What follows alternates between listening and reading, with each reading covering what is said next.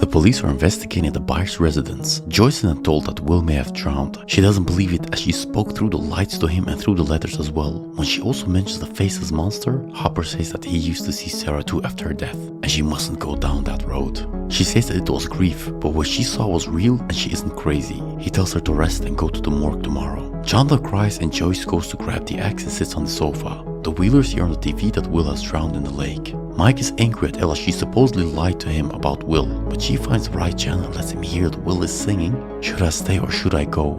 He tries talking to Will, but he doesn't hear it. In the morning, Mike tells his mom that he isn't feeling well for school. The moment she leaves, he contacts Lucas. He's also upset and not in the mood. But Mike emphasized that they must meet with Dustin. It's about Will.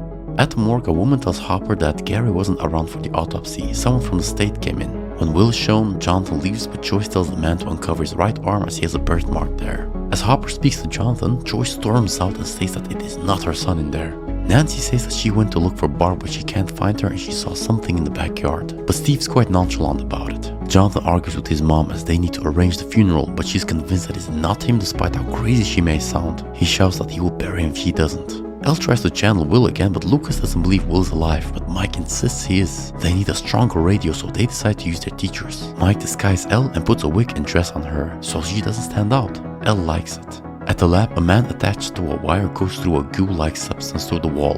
Nancy's called and she's then interviewed by the police about Barb. She believes something took her, but the police say that they didn't find anything at Steve's place and Barb's car also wasn't there. She may have returned and just left.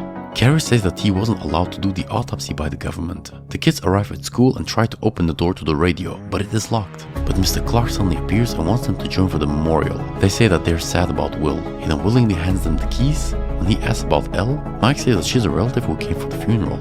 As Nancy looks at the torn pictures of Barb, she puts it together and sees a strange figure behind her.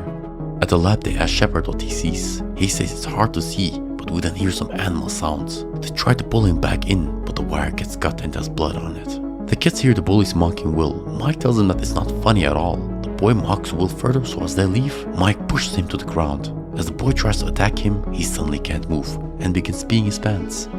Elle stopped him. As Jonathan's looking for a casket, Nancy arrives and asks him about the picture. He says that it could be a distortion, but it looks weird. She says she saw a man in the woods who didn't have a face. This was the same as Jonathan's mom witnessed.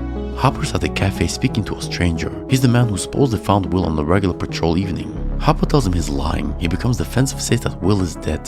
Hopper grabs him outside and asks him who has put him up to it. All he was told is to keep people away. He then sees a car and pulls a gun. The driver drives off and the man also runs off. Ellie used the radio in the flashbacks to the lab. Brenner asks her to locate a man from a picture. The man's sitting in another room reading words and she tries to listen. The lights go out as she's searching for Will. As Joyce shouts for Will, they can hear voices and he replies. When she rips off the paper, we can see Will behind the wall saying that it is coming. He says that the place is cold and dark. She tells him to run and hide. He disappears and she tries to break down the wall. Elle's exhausted and they leave. Joyce breaks the wall but there's nothing there. The boys take Elle away. Jonathan and Nancy are in the red room. He says that his mom said that it came out of the wall. When she asks about his photography, he loves observing people instead of talking to them, but she understands it. Nancy then sees the thing clear and says that it is what she saw in the woods. Jonathan says that his mom's not crazy, and Will may possibly be alive. Barb may be as well alive. Hopper returns to the morgue. He knocks out the cop car in the door and takes out Will's body. He touches it. It's strange.